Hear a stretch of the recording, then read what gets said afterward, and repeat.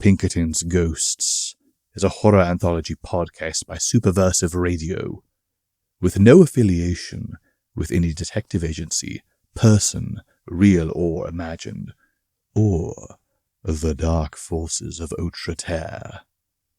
It is not intended for children. Jack Morrow here. Sean wasn't in the best mood when we met up. I couldn't blame him. Ex-wife murdered, Edge lost. He wouldn't talk about Violet. At least he seemed on the job. Frankly, I appreciated his presence. I'm not good with people, and even though I've been trying more and more, I just don't trust myself when meeting with bigwigs. Especially Security Commission bigwigs. They're always up to something. Now, Control, only you really know anything about their leadership, protocols, whatever. I know Sean met with the guy who took over the mountain back when we rescued you.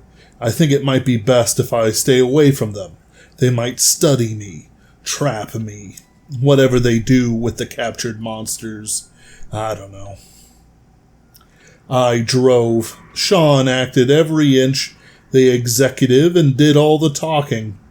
The guard waved us in with barely a look. We were expected. We were foreknown. Therefore, we were waved in. No check for weapons. No look at the car. Maybe they had some way of checking for intruders. We couldn't see. Maybe they trusted us. The facility was deep in the Appalachian Mountains, past roads with no names, and towns gutted by economic events no different in scope and mystery than the hand of God himself. We saw people, but they did not want to be seen by us. Churches were the only buildings that seemed to have life. Whitewashed bell towers without bells sticking up over the sea of trees and abandoned, overgrown farms. Closer and closer to the facility, the few buildings, church or otherwise, seemed older than they should be. One of the churches seemed to be merely a thicker brother to its neighbors, but as we got closer it became a ruined Gothic cathedral, ancient, crumbling, with trees rising out of it like pillars fallen from heaven. Sean said he could hear the bells. I couldn't hear anything. These things happen. Appalachia is older than the trees, after all. The second entrance was within sight of the ruined Gothic cathedral. Once again we were waved in. There was a surprisingly normal asphalt parking lot and an office front to a building that led into the mountain. We both held suitcases full of whatever it was that you were delivering to them. The man who greeted us had no facial features that could be remembered. He sounded like he was smiling. He led us into the facility. The second room was a massive loading dock. We entered through the office front, but the next was an immense warehouse, mostly storing things like steel beams, glass panes, propane canisters, boxes of batteries, and whatever else would be needed by an organization like theirs. As we walked, we saw an unmarked box truck back its way into a dock through a massive set of doors. Security Commission bases are designed for two things: incarceration and scientific investigation. Their founder, Wilhelm Tarok, who claimed to be the only natural-born son of Ludwig Victor, despite the royal's debauched character, had believed that the things of the Autre Terre could be studied, made profitable for man, and maybe, perhaps, even tamed. At least that is what my great-grandfather's diary said he claimed. While I believe my great-grandfather's account on the face, he was never a man for subtle details. I would never tell the Security Commission this, but I believe that story and their own stories to be bunk, nonsense, lies. Certainly a man claiming to be the son of a notorious homosexual, Archduke Ludwig Victor, raises doubts in his identity. But he, like the rest of those who met in Prague in late 1945, came in with their own goals, ideals, and more. And no one knew where Wilhelm Tarok came from, but he had it. The touch. That knowledge of madness and the outside, yet sanity to use it. The number one cause of paranoid schizophrenia is the outre terre.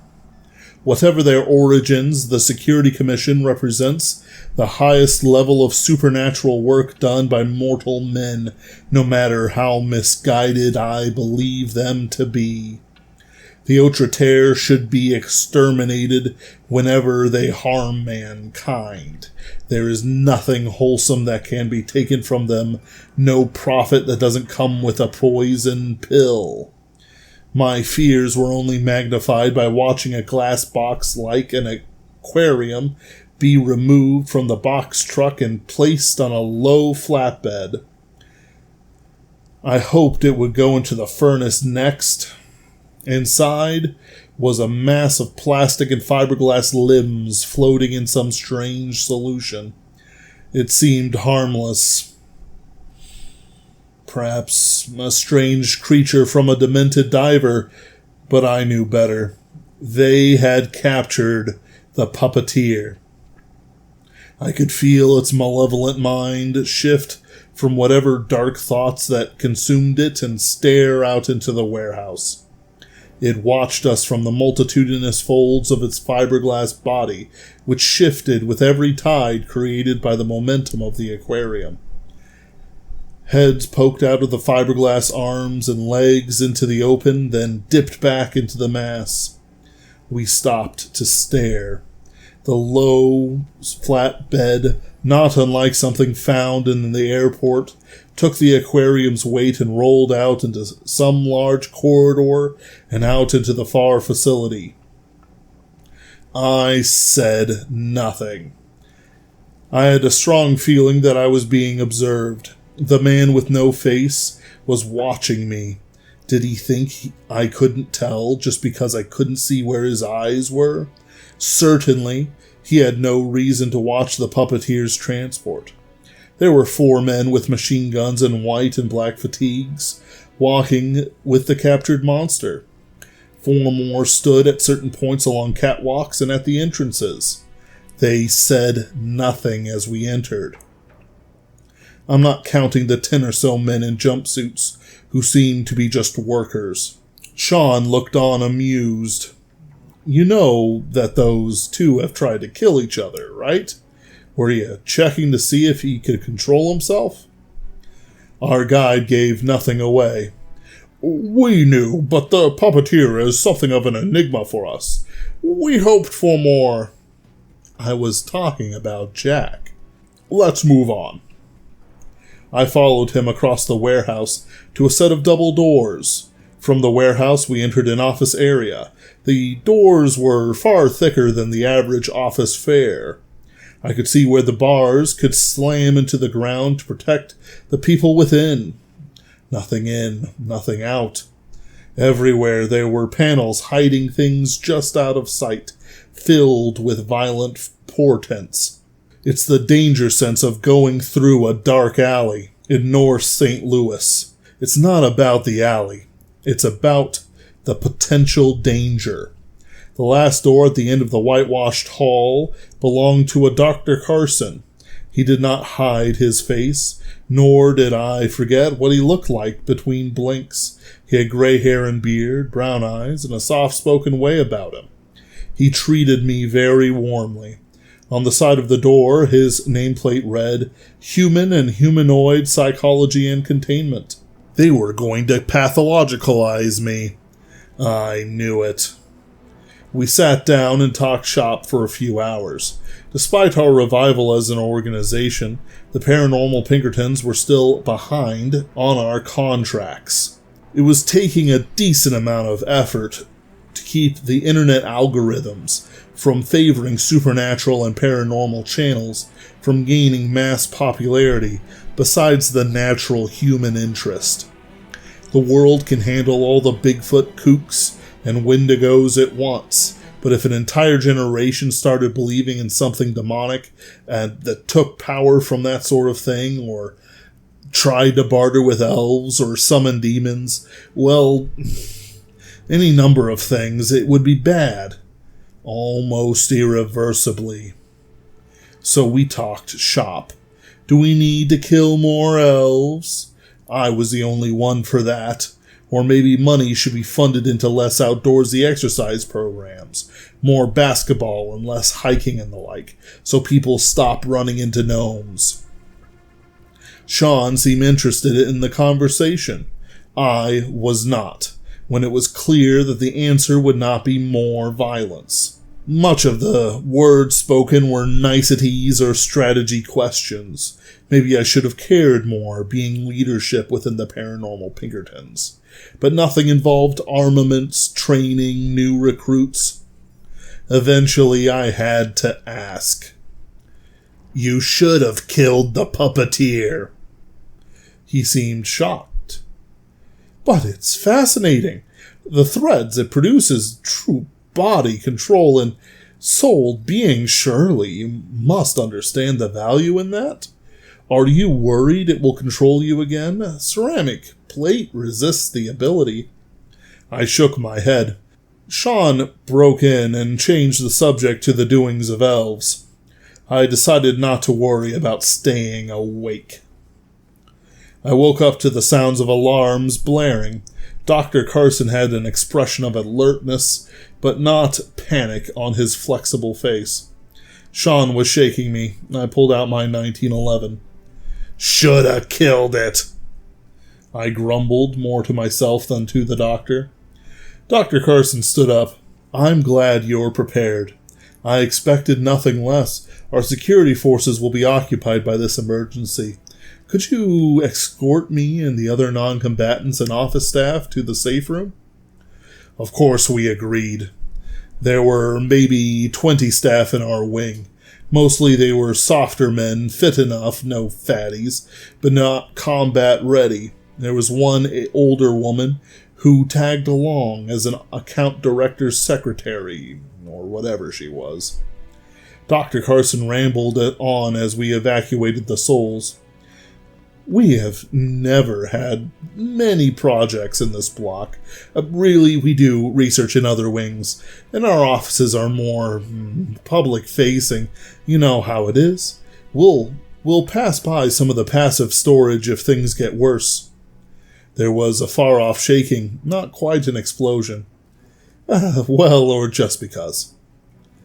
The safe room was a simple rectangle, no different than a doctor's waiting room. There were generic and forgettable paintings on the wall. There was one wall devoted to a set of TVs, which displayed "Emergency Ongoing" in blocky white letters. The lights were flashing black and red in a steady sequence. In response to a question I didn't hear from Sean, Dr. Carson continued. I'm not really sure what's going on yet. There won't be much communication until the issue is contained or solved. This is all normal procedures. There was another shaking. One of the Hang In There Baby posters fell onto the ground. We should evacuate. I poked my head out of the room. Several white-armored security men ran out of a door that had previously been hidden within the nondescript whiteness of the walls. Yes, no point in having consultants if you're not going to listen to them. Gentlemen, Mrs. Perkins, we're going outside. There was an audible sigh of relief. We accompanied Dr. Carson to one of the televisions on the wall. I took it down, which revealed a mechanical number keyboard. He stamped out a quick code, and the wall opposite the door we entered opened. Again, we went deeper into the facility. The grateful peons ran on ahead, heads half down to protect themselves. Dr. Carson seemed almost laissez-faire about the whole emergency. There was a third shake, knocking dust from the industrial ceiling. A different alarm blared. That would be fire, the security commission man said to no one in particular. Sean seemed eager to join in the office workers, but he stuck next to me and the doctor. This place isn't flammable, is it? No, it's probably one of the fuel cells going up. We were expecting a breakout, you know. Yeah, one of those faceless agents tell you? I've met him. Oh no, that one just controls the weather to the second. It's different, I promise you, sir, completely different. Sean shook his head and looked at me. Was the man worried? Was his lack of anti-magic ring causing him to sweat? We heard gunfire through the large, evenly spaced vents. And shouting. I checked my 1911. At this point, we were moving through an area called non-hazardous storage. There were rows and rows of safe deposit boxes, floor to overly tall ceiling, about 15 feet in height. Each one had a label with a number and a date. The whole corridor was concrete and steel with vents above. Sometimes branches led off into the dark, shadowy ways, with a giant red X over the door further in. Weird evacuation procedure to go through a storage facility for the very things that may be causing the problem. Dr. Carson raised his eyebrows, looking quite innocent. Oh, is that right? This is quite normal for me. Usually I pick a few up, but despite the sounds, this emergency is not forecasted to last more than an hour. There is a delightful thermos that fills up with the last liquid. I stopped and armbarred the doctor from walking on. The vents were shaking, while the walls and ceiling were not. Something was coming through. Sean, stay behind me. You too, Dr. Carson, unless you have a cloning vat somewhere. Oh, no, Joy. Sean and the doctor slipped behind my tall bulk. I am a thin man, but the werewolf leather trench coat gives me a lot of bulk, all the better to hide weaponry. I backed us away from the entry of whatever was tearing the vents asunder. I almost asked why didn't Dr. Carson run? Then again, I slid my great-grandfather's 1911 into its holster and pulled out my shotgun. I didn't think about them not taking my weapons before. I should have. The longer I experienced this emergency, the more I suspected something far more sinister. That I was part of an experiment. No matter. They couldn't stop me from killing the puppeteer. They probably left a crack in the tank just to coax out some of the mind control wire. They probably thought evil was a toy. If some intern hadn't juggled an amulet of evil and dropped it sometime. The vent cover overhead burst open, and hands rushed out like a waterfall of human flesh-colored snakes. These hands were nothing. I have had a long time to think about this monster. I found no source for it, no villain rising up behind it. It's just a monster, and it needed to be put down like one.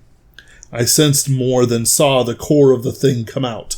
I fired a flechette shell into its fiberglass bulk. The needles ripped through it like a hot knife through butter. The mannequin spider thrashed, ripping the vent from its hinges and climbing up the side of the safe deposit boxes. I fired again. More holes tore through the roiling fiberglass. It pulled back, sending my last round into the boxes, breaking locks and knocking some of them open. I cracked open the breech and started slamming in slug rounds. It almost felt businesslike, mechanical. Was this a breakout, really? Did the security guards hound it towards us? Who was in on it? Certainly Dr. Carson. Maybe not the peons. I made the gun whole with a satisfying snap. The 1887 breech-loaded shotgun was not the fanciest or most powerful gun in any arsenal, but the satisfaction of it, the versatility. I slammed a slug home into the thickest mass of the flailing limbs. Sean dove past me for something. I kept concentrating on the monster, looking for my next shot. The puppeteer had been larger than I had ever seen it, but now it struggled and seized against itself as I chose my targets carefully. It was a kaleidoscopic nightmare of mannequin legs, hands, and clusters of heads poking in and out of the fiberglass maelstrom. It rolled back, hands pushing and pulling itself away from me. The thing didn't have eyes, but the blank hypergeneric faces of the mannequins were gathered together and thrust out like the eyes of a crab from a shell. I walked towards it, aiming for one of the head clusters that bobbed in and out, shoving the bulk this way and that without giving me a clear target. It couldn't find enough purchase to climb the slick concrete walls to get out of my range. I sent a round through the center of the stalk, and it burst apart. Desperately, the mass turned and leaped at me. They would have attempted to crush me. I planted my feet and aimed. At that moment, one of the broken off scourings of the mass leaped up from the ground where I thought it was a broken mess and slapped my gun away. I could see the thin thread connecting it to the greater body. I was defenseless. I crouched, preparing to jump away from the falling body. Sean jumped beside me and lifted his hand. On his finger was the ring of dispel. The second the pieces touched his hand, they fell into their separate dusts. Shattered, then reknit, bits of fiberglass lost all cohesion and fell apart fast as thought. Instead of a solid mass hitting us, we were pelted by sharp shards and light chunks. I blinked in astonishment. The ring of dispel dispels all magic, Sean shouted triumphantly. Another ball of gasping, writhing hands shot forward like the head of a snake, maw open, shards of the monster reaching down like fangs. Sean, without hesitation, punched the mass with his right hand. It broke apart like it was a puzzle, and Sean had just flung the pieces from the box in every direction. Laughing, he ran at the puppeteer. I gawked but ran after him. The monster gathered itself to attack, but then surged away from Sean and into one of the corridors. It slammed itself against the walls, bouncing from side to side, until it gained enough traction to leap into another vent. It ripped out the cover and slid its boneless, spider-like body into it. Sean leaped to grab its body, but it jettisoned almost half of itself directly at Sean. I grabbed the man and pulled him back after he slapped the monster. The mass split into four, with the portion nearest to Sean's slap falling to pieces. I shot one in the core and pushed Sean into the second. The first shattered like a glass window after I shot out the monster's awful core. Sean's turned to dust and cushioned his fall. He was laughing. The last charged Dr. Carson. I could not shoot it without risking the slug pushing through the body and hitting him. I pulled Sean up, but he was laughing too hard to give chase. I ran for the doctor myself, but before the creature touched the unassuming and calm man in front of it, a wall slid back and a white uniformed guard fired his gun. The shot expanded, deformed, ballooned, and caught the puppeteer off-scouring in a sticky web. It struggled, but it could not break out. Well, that was almost unpleasant, Dr. Carson said, mostly to himself. Thank you, sir. He nodded to the uniformed guard. Were you ever in danger? I said. Yes, if you weren't here, while I am aware of the location of the guard tunnels, I was not sure that they would come to my rescue. Would you like to follow Officer Ludoviski here? We need to lock down the whole mountain, and we wouldn't want you to be late with your meeting with Control. Dr. Carson examined the writhing piece of the puppeteer. Sean wasn't paying attention. I had to put my hand on his shoulder and guide him through the halls, with a uniformed man leading the way.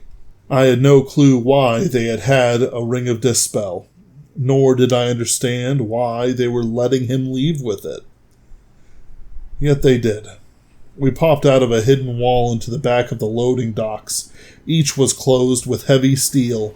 Nothing could rip their way through, barring a tank with armor-piercing shells.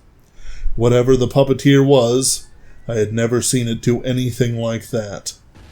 Above our heads I could hear the slamming of doors and the knife blade-like sounds of vents sealing. What did they hope to gain by letting the puppeteer loose? Did they expect me to go crazy trying to kill it? Was this about seeing whether Paranormal Pinkertons were ready for the fights to come? That the executives they asked for were all that and more? We exited the building through the front-facing office. The wooden door was unlocked, but I felt a watchfulness about it. I would not open it, nor let Sean touch it. The guard looked back at me wryly and opened the door for us. As I unlocked the Unismasher, I saw the blank-faced agent talk with the guard, then write something down. I looked at Sean as he stared deeply into the ring of dispel. I got into the driver's seat and said nothing. I don't know how to react unless there was some sort of definite attack or something like that. I am not a man for political maneuvering.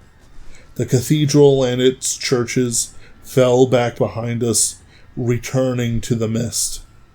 Sean didn't say anything until we reached civilization once again. I'm going to make them pay, Jack. For Cynthia, God's given me the tool I needed. The edge. I was just a normal guy without it. Paranormal Pinkerton training or no. With this, Morgana's next. I nodded. He seemed pleased with himself for the rest of the trip. Jack Morrow, out. Pinkerton's Ghosts is a podcast distributed by Superversive Radio, licensed under an attribution non-commercial, share-alike international license. This episode was written by Ben Wheeler and is performed by the same. Ben Wheeler edits, directs, produces, and herds cats. Kid Dickerson performs our audio editing. Visit us on Facebook, read articles on superversivesf.com, or listen to us on unauthorized Acast, iTunes, or Spotify. Contact us through Twitter at @PinkertonsGhost, email us at pinkertonsghosts@gmail.com, or send us noble messenger possums with messages strapped to their backs. Don't worry, they know how to find us. Thank you for listening, and good luck.